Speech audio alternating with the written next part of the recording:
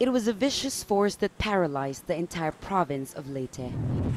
Typhoon Haiyan swept through central Philippines early Friday morning. It destroyed everything in its path: power lines, roads, coastal villages, all wiped out in an instant. The typhoon arrived 3 hours earlier than expected. Thousands of people were trapped when water rose as high as 5 meters. We were one of them, right at the eye of Haiyan's wrath. Now we're trying to make our way out of this place. This is what a little over 3 hours of the wrath of Typhoon Haiyan has brought into this town of Tacloban. This place has become a ghost town.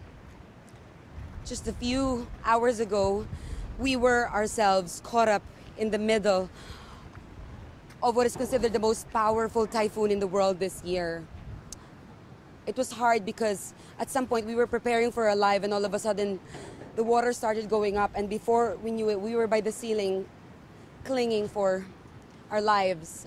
It's a miracle that we survived, and what we really need to do now is to make our way out of here, because there's nothing left, only destruction and death. It was the world's most powerful typhoon on record, and the damage for a small province like Leyte is unprecedented. The governor says he fears that at least 20,000 people are dead, and those who survived face far more difficult days ahead. The entire province is isolated. Thousands have been left homeless, unsure exactly where to go, searching for shelter in the few structures that remain standing. Almost everyone here has a family member or a friend who has died. The reality too hard for many to grasp.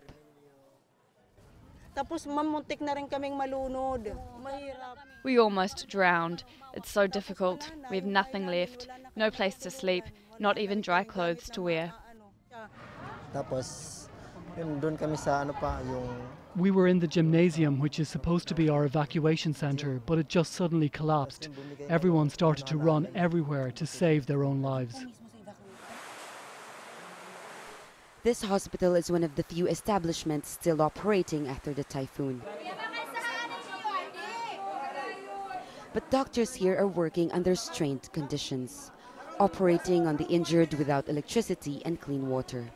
And their short supply of medicine is running out. Most of the areas remain unreachable.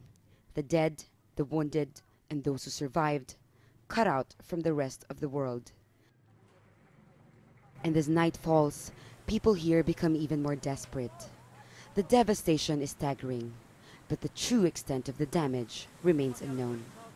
Jamela Alindogan, Al Jazeera, Leyte, Central Philippines.